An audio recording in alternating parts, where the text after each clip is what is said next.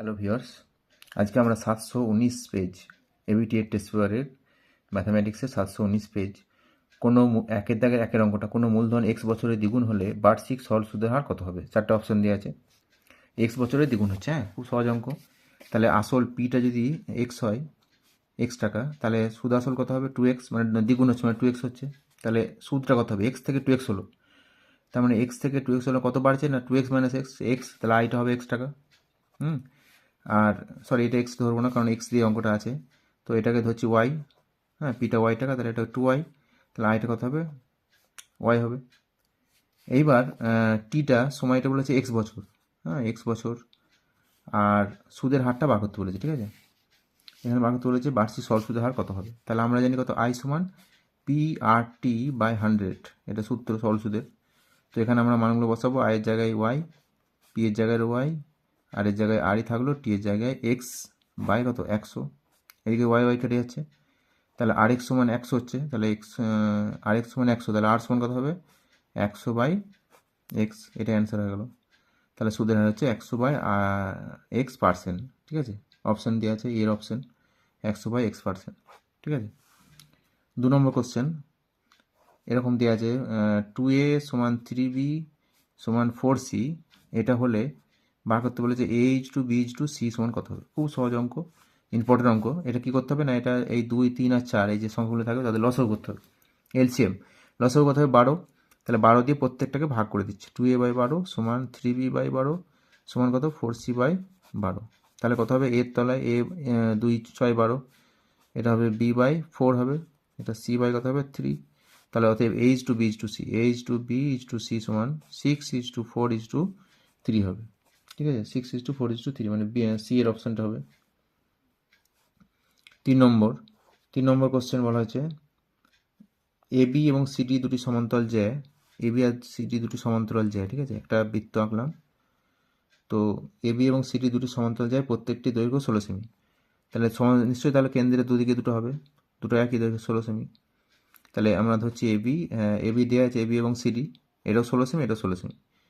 দিয়ে বলেছে বৃত্তটি ব্যাসার্ধ 10 সেমি, তাহলে এখান থেকে এটা যোগ করছি, এটা কেন্দ্রটা ও ধরলাম, হ্যাঁ। তাহলে কী হবে না, এইটা ও সিটা হচ্ছে ব্যাসার্ধ।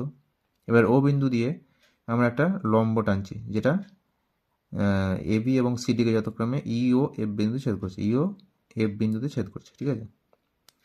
তাহলে আমরা জানি যে এখানে একটা কেন্দ্র দিয়ে কেন্দ্রগামী কোনো লম্ব সরলরেখা যদি একটা জ্যায়ের উপর পড়ে, জ্যায়ের উপর লম্ব হয়, তাহলে কি হবে না, এই জ্যাটাকে ওরা সমদ্বিখণ্ডিত করবে, সমকোণে সমদ্বিখণ্ডিত করবে। লম্ব তো হচ্ছেই, লম্ব টেনেছি যেহেতু, লম্ব হলে সেটা জ্যাটাকে সমদ্বিখণ্ডিত করবে। তার মানে এই জ্যাটা এবি আর সিডি দুটোই 16, তাহলে এখানে সিডি সমান কত? 16 সেমি।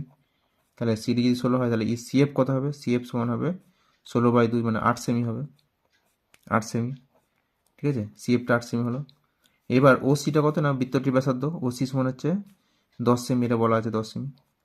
তা আমরা এই ত্রিভুজটা থেকে ও সি এফ, এই ত্রিভুজটার সমকোণী ত্রিভুজ, এটা সমকোণ, তাহলে এটা অতিভুজ, এটা ভূমি, এটা লম্ব, তাহলে ও এফ স্কোয়ার প্লাস কত?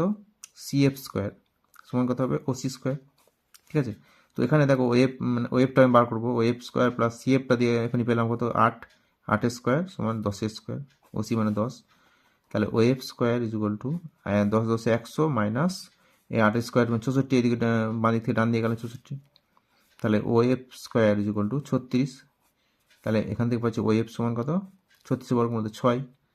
তাহলে এখানটা হচ্ছে 6, এখানটা 6 হলে এই গোটাটা কত হবে? এটাও 6 হবে, কারণ সমুদ্র আমরা জানি যে বৃত্তের কেন্দ্র থেকে সমান দূরত্ব অবস্থিত জায়গাগুলোর দূরত্ব সমান হয়। তাহলে এই দুটো যেহেতু 16, দুটো একই, তাহলে দূরত্বটা সমান হবে, এটা 6 হলে এটাও 6 হবে।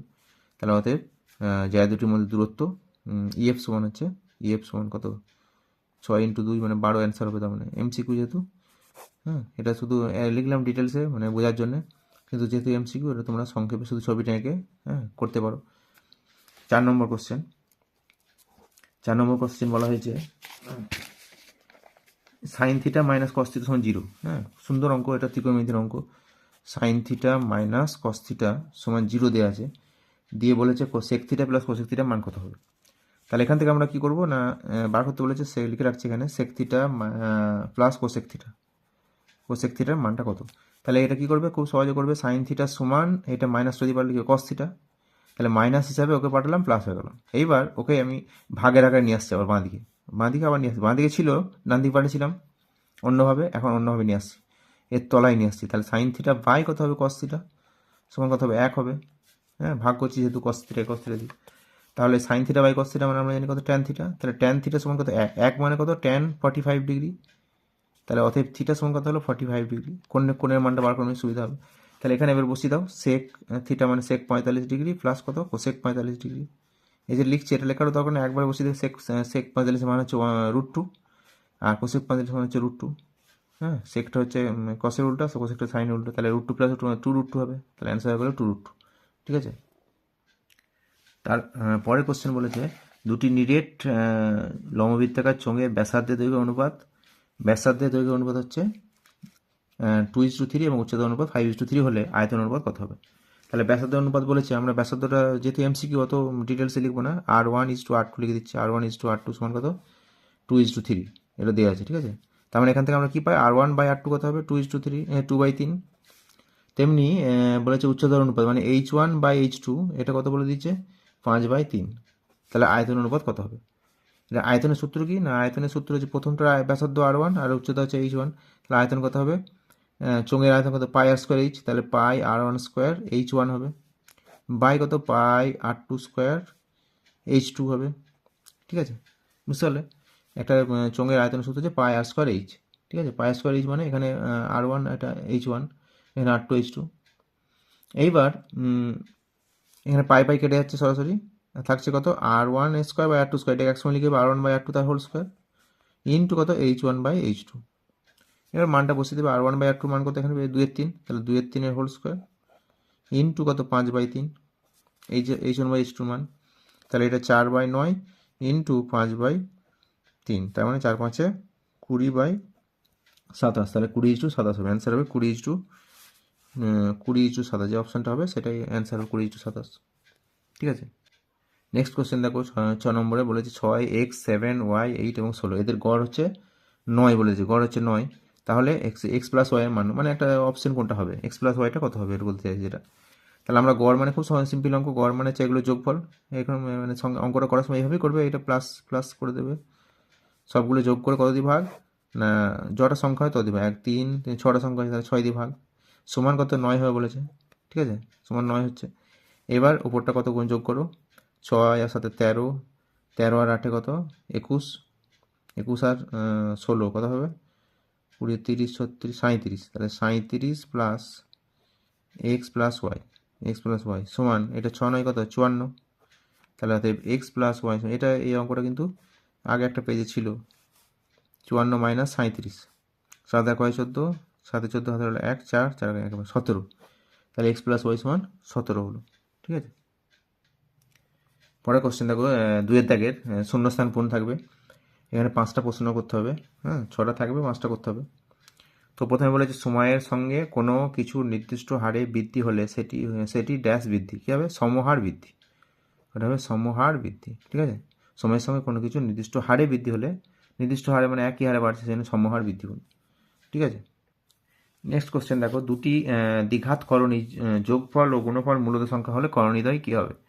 এটা একটা প্রথম ভিডিওতে বা তারপর আগের ভিডিওতে আমরা বলেছিলাম, একটা অঙ্কটা ছিল অন্যভাবে। তো সেখানে অনুবন্ধীকরণী একটা প্রশ্ন এসেছিল, অনুবন্ধীকরণী কাকে বলে। তো সেটার সংজ্ঞাটা হচ্ছে এটা, দুটি দ্বিঘাত করণী যদি যোগফল এবং গুণফল দুটোই যদি মূলত হয়, তাহলে সেই করণী দুটো পরস্পর হবে অনুবন্ধীকরণী। ঠিক আছে, সংজ্ঞাটা এখানে দেওয়া আছে শূন্যস্থানে, তাহলে বলে অনুবন্ধী বসবে। ঠিক আছে, বা কনজুগেট, ইংরেজি হবে কনজুগেট, এটা অনুবন্ধী, অদনসু ব ধয় দীর্ঘ, অনুবন্ধীকরণী। ঠিক আছে। নেক্সট পেজ দেখো, বলেছে একটি ট্রাপিজিয়ামের সমান্তরাল বাহুদ্বয়ের সমান্তরাল সরলরেখা অপর বাহুদ্বয়কে ড্যাশ বিভক্ত করে। এটা কেমন দেখো, ছবিটা যদি আমরা আঁকি, একটা ট্রাপিজিয়াম, ধরো একটা ট্রাপিজিয়াম আঁকলাম, এটার সঙ্গে এটা সমান্তরাল, এই দুটোর সঙ্গে সমান্তরাল আরেকটা, বুঝছি একটা ট্রাপিজিয়ামের সমান্তরাল বাহুদ্বয়ের সমান্তরাল, তাহলে একটা সমান্তরাল যদি আঁকিয়ে হবে, তাহলে এই সমান্তরাল সরলরেখাটা এই বাহু দুটোকে, তির্যক বাহু দুটোকে কী করবে না, সমানুপাতে বিভক্ত করবে, মানে এইটা বা এটা সমান এটা বা এটা হবে, বুঝতে পারলে। তাহলে এটা হবে সমানুপাতে বিভক্ত করে, সমানুপাতে বিভক্ত করে, তাহলে একটা, বুঝতে পারলে। পরে নেক্সট কোশ্চেন দেখো, একটি নিরেট অর্ধগোলকের ব্যাসার্ধ 2r একক হলে সমগ্রতলের ক্ষেত্রফল ড্যাশ বর্গ। তাহলে নিরেট অর্ধগোলক জিনিসটা কি, তোমরা সবাই জানো একটা অর্ধগোলককে কাটলে মানে সমানভাবে যদি কাটা হয় মাঝামাঝি তাহলে একটা যেটা পাবে সেটা হলো অর্ধগোলক। ঠিক আছে, এটা একটা অর্ধগোলক রেট। তাহলে এটাকে এখান থেকে এটা হচ্ছে ব্যাসার্ধ, তাহলে ব্যাসার্ধটা কত বলেছে 2r। ঠিক আছে, ব্যাসার্ধটা 2r। তাহলে এর সমগ্রতলের ক্ষেত্রফল কত হবে? তাহলে এটা আমরা জানি যে একটা গোলকের তল হচ্ছে একটা তল, হ্যাঁ একটাই তল বক্রতল, কিন্তু একটা অর্ধগোলকের কিন্তু দুটি তল, কারণ কাটলে বেড়ে যাচ্ছে। মানে প্রশ্ন ধাঁধা থাকে যে কাটলে বেড়ে যায় কোনটা। তো একটা গোলককে কাটলে গোলকের তল সংখ্যাটা বেড়ে যায়। নিরেট গোলক যদি হয় তাহলে তল সংখ্যা একটা ছিল গোটা গোলকের, এটা দুটো হয়ে গেল। এটা সমতল, নিচেটা ওপরটা বক্রতল। তাহলে আমরা এর সমগ্রতল ক্ষেত্রফল কীভাবে, সূত্র আছে একটা, তবু বলে দিচ্ছি সূত্রটা কীভাবে হয় না। একটা গোটা গোলকের সমগ্রতল ক্ষেত্রফল কত? একটা গোটা গোলকের সমগ্রতল ক্ষেত্রফল হচ্ছে 4πr², 4πr²।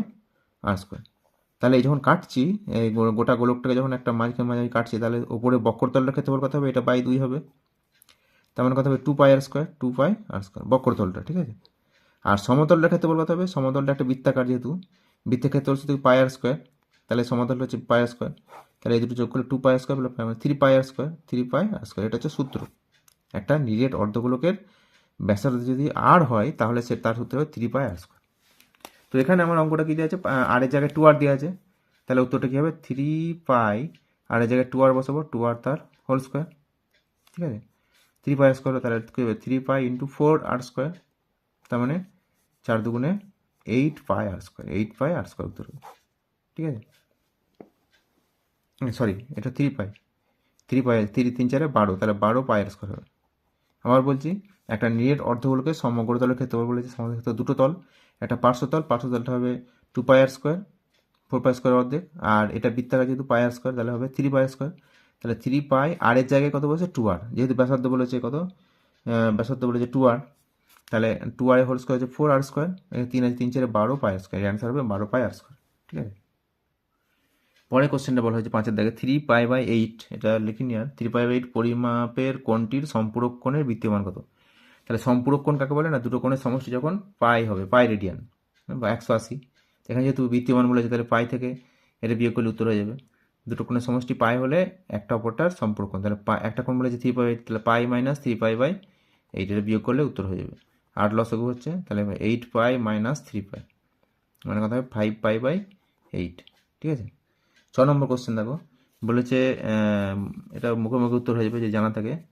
বলেছে মধ্যগামিতার মাপকগুলি হলো গড়, মধ্যমা এবং, এটা খুব ইম্পর্টেন্ট কোশ্চেন, অনেক পেজে আছে। তিনটে মধ্যগামিতার যে মাপকগুলো, তিনটে মাপক আছে সাধারণত এই তোমাদের সিলেবাসে।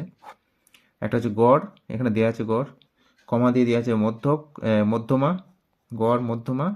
আরেকটা হচ্ছে কি, 3 নম্বর হচ্ছে সংখ্যাগুরু মান, সংখ্যাগুরু মান, এটা শূন্যস্থানে বসবে, সংখ্যাগুরু মান বা ভূইষ্ঠক, এটাকে ভূইষ্ঠকও বলে। তাহলে তিনটে মধ্যগামিতার মাপক হচ্ছে তিনটে, গড়, মধ্যম এবং সংখ্যাগুরু মান। ঠিক আছে, তো 3-এর দাগে একের অঙ্কটা দেখো, সত্য মিথ্যার অঙ্ক বলেছে। অংশীদারি কারবারে অংশীদারদের প্রত্যেকের দেয় অর্থই হলো অংশীদারগণের নিজস্ব মূলধন। এটা সত্য, মানে যে টাকাটা দিচ্ছে তারা, সেটাই হচ্ছে তাদের মূলধন, তাহলে সত্য হবে, একটা হচ্ছে সত্য। 2 নম্বর বলেছে এ এবং বি সরল ভেদে থাকলে এ ইন্টু বি ধ্রুবক। হ্যাঁ, এ বি সরল ভেদ আছে, তাহলে এ প্রপোর্শনাল টু বি আছে, সরল ভেদ। তাহলে বলছে প্রশ্ন এখানে বলেছে যে এ গণিত বি, মানে এ ইন্টু বি সমান ধ্রুবক। তাহলে এটা কী হবে? এটা মিথ্যা হবে, কারণ কি না, সরল ভেদে থাকলে কী হবে? এ বাই বিটা ধ্রুবক হবে, এ বাই বি সমান ধ্রুবক হবে। আর যদি ব্যস্ত ভেদে থাকে, মানে এ প্রপোর্শনাল টু 1/b থেকে ব্যস্ত ভেদে থাকে, তখন হবে কি এ গণিত বি সমান ধ্রুবক হবে। ঠিক আছে, এটা মনে রাখবে। তাহলে যদি এ গণিত বি ধ্রুবক হয়, তখন এ সঙ্গে বি ব্যস্ত ভেদে থাকবে। আর যদি এ বাই বিটা ধ্রুবক হয়, তাহলে এ আর বি সরল সম্পর্ক থাকবে। তাহলে এখানে সরল ভেদ বলেছে, অথচ এটা গুণফল বলছে, তাহলে এটা মিথ্যা হবে, এটা হচ্ছে মিথ্যা। বুঝতে পারলে? মনে রাখবে এটা, এই সময় খুব ইম্পর্টেন্ট জিনিস, যে দুটো রাশির গুণফল সবসময় যদি ধ্রুবক হয়, তাহলে একটা রাশি দুটি পরস্পর সরল ভেদে থাকবে, এই ব্যস্ত ভেদে থাকবে। আর যদি তাদের ভাগফলটা সবসময় ধ্রুবক হয়, তাহলে তারা সরল ভেদে থাকবে। ঠিক আছে, এটা কীভাবে মনে রাখতে পারো দেখো, এ প্রপোর্শনাল টু বি, তো এটা যদি সমান করতে চাই তাহলে কী হবে? এ সমান, এটা ধ্রুবক দ্বিগুণ হবে কেবি, এটা হচ্ছে অশূন্য ভেদ ধ্রুবক, কে হচ্ছে অশূন্য ভেদ ধ্রুবক, অশূন্য ভেদ ধ্রুবক। তাহলে এ বাই বি কত, বিটা যদি নামি দিই, এ বাই বি কত হচ্ছে, এ বাই বিটা ধ্রুবক আসছে, বুঝলে? সরল ভেদের ক্ষেত্রে। ব্যস্ত ভেদের ক্ষেত্রে কী হবে না, প্রপোর্শনাল টু 1/b দেওয়া আছে, তাহলে এটাকে সমান করতে গেলে a সমান k/b হবে। কোনাকুনি গুণ করলে কী হবে, a গণিত b সমান k। তাহলে গুণফল ধ্রুবক হচ্ছে এখানে, আর এখানে ভাগফল ধ্রুবক হচ্ছে। তাহলে ভাগফল ধ্রুবক হলে সরলভেদ হবে, আর গুণফল ধ্রুবক হলে ব্যস্তভেদ হবে। 3 নম্বর কোশ্চেন, সত্য মিথ্যা 3 নম্বর কোশ্চেন বলেছে সমকোণী ত্রিভুজের বাহুগুলির অনুপাত এত হতে পারে, 1:2:3 হতে পারে বলছে। তো এখানে আমাদেরকে সমকোণী ত্রিভুজের সূত্র আমরা জানি পিথাগোরাসের উপপাদ্য, যে অতিভুজ স্কয়ার সমান লম্ব স্কয়ার প্লাস ভূমি স্কয়ার। তার মানে কি ত্রিভুজের, যদি শুধু ত্রিভুজ বলি একটা জেনারেল, সমকোণী হবে কিনা যেটা যদি বলে, সমকোণ বলেনি কিন্তু তিনটে বাহুর সম্পর্কটা কী হবে যদি সমকোণ হয়, বা বাহুগুলো ধর্মটা দেখে আমরা বলতে পারবো সমকোণ কিনা। তখন কী দেবো না, একটার বর্গ, তিনটে বাহুর মধ্যে একটার নিজস্ব বর্গ অপর দুটির বর্গের সমষ্টি সমান হবে, ঠিক আছে। এর বর্গ যা হবে এই দুটো বর্গের সমষ্টি। তাহলে এখানে দেখো এই 3-এর বর্গ কত, 9, 3-এর বর্গ হচ্ছে 9, 2-এর বর্গ কত 4, 1-এর বর্গ 1। তাহলে এই যে তিনটে বর্গ পেয়েছি, তিনটে বর্গের মধ্যে কন্ডিশনটা হচ্ছে যে দুটোর বাহুর বর্গের সমষ্টি তৃতীয় বাহুর সঙ্গে বর্গের সঙ্গে সমান হবে। তাহলে এখানে 1 + 4 9 হচ্ছে না, 9 + 4 1 হচ্ছে না, যে 9 + 1 হচ্ছে না। তার মানে এটা হতে পারে না, সমকোণী ত্রিভুজের বাহুর অনুপাত এটা হতে পারে না। যদি হতো তাহলে অবশ্যই দুটোর বর্গর সমষ্টি আর একটার বর্গের সঙ্গে সমান হতো, তাহলে হচ্ছে না, এটা মিথ্যা হবে। তাহলে বুঝতে পারলে, 3-এরটা মিথ্যা হলো। এবার 4-এরটা বলেছে কি দেখো, 4-এরটা বলেছে sin square theta, sin square 2 theta plus cos square 2 theta, cos square 2 theta এর মান হবে 2, এর মান 2 বলেছে। তাহলে এর মান 2 হতেই পারে না, কারণ এটা হচ্ছে অভেদ, এটা সমান হচ্ছে 1 হবে। আমরা জানি সাইন স্কোয়ার থিটা বা sine square alpha plus cos square alpha সমান 1, ঠিক আছে। তো সাইন স্কোয়ার একই অ্যাঙ্গেল যদি থাকে তাহলে এটা গুণফল যোগফল সবসময় 1 হবে, তাহলে এটা মিথ্যা, 2 হলে এটা মিথ্যা হবে। 5 নম্বর কোশ্চেন বলেছে সত্য মিথ্যার, একটি লম্ববৃত্তাকার শঙ্কুর উচ্চতা, ব্যাসার্ধ এবং তির্যক উচ্চতা সর্বদা একটি সমকোণী ত্রিভুজের বাহুত্রয়। এটা আগে একটা পেজে ছিল। লম্ববৃত্তাকার শঙ্কুর ছবি আঁকছে দেখো, লম্ববৃত্তাকার শঙ্কু যদি ছবি আঁকে এরকম একটা, এটা হচ্ছে ভূমি মানে বৃত্তাকার, এটা কেন্দ্র যদি হয় তাহলে এটা হচ্ছে উচ্চতা, এখান থেকে এটা হচ্ছে ব্যাসার্ধ, আর এটা হচ্ছে তির্যক উচ্চতা, ঠিক আছে। তো এই জিনিসটাকে যদি আমরা এখানে বার করে আনি তাহলে এটা এই ধরনের দাঁড়াচ্ছে, ঠিক আছে। এটা উচ্চতা, এটা ব্যাসার্ধ, আর এটা হচ্ছে তির্যক উচ্চতা। এটা এল দিয়ে প্রকাশ করা হয়, এটা আর দিয়ে, এটা এইচ দিয়ে। তাহলে এটা অবশ্যই একটা সমকোণী ত্রিভুজের 3টে বাহুকে প্রকাশ করবে, তাহলে এটা সত্য হবে। তাহলে 5-এরটা হচ্ছে সত্য। 6 নম্বর বলেছে যে আয়তলেখ এবং আয়তলেখের সাহায্যে সংখ্যাগুরু মান পাওয়া যায়, আয়তলেখের সাহায্যে সংখ্যাগুরু মান পাওয়া যায়, ঠিক আছে। আয়তলেখের সাহায্যে সংখ্যাগুরু মান পাওয়া যায়, এটা সত্যই হবে, কারণ আমরা জানি একটা আয়তলেখে এই ধরনের হয়, ঠিক আছে, এই ধরনের হয় মানে। তো এর মধ্যে যেটা সবচেয়ে বেশি, হ্যাঁ, এটা যার পরিসংখ্যা সবচেয়ে বেশি সেটা বড় হবে। তাহলে সংখ্যাগুরু মানের সংখ্যা কি না, যে তথ্যটার পরিসংখ্যা সবচেয়ে বেশি তা কি হচ্ছে, সেটাই হচ্ছে সংখ্যাগুরু মান। তাহলে আয়তলেখের সাহায্যে সংখ্যাগুরু মানটা প্রকাশ করা যাচ্ছে, অতএব এটা সত্য হবে। তো আজকে এই পর্যন্তই। আগামী ভিডিওতে আমরা আরও অনেক অঙ্ক করে দেখাবো। যাদের যা চাহিদা তোমরা কমেন্ট করবে, আমরা চেষ্টা করব তোমাদের চাহিদা পূরণ করার। তোমরা উপকৃত হলে আমিও খুশি হব। হ্যাঁ, তোমরা যদি ভালো লাগে বলবে, আমি তোমাদেরকে যথেষ্ট সাহায্য করার চেষ্টা করব। সকলকে অশেষ ধন্যবাদ।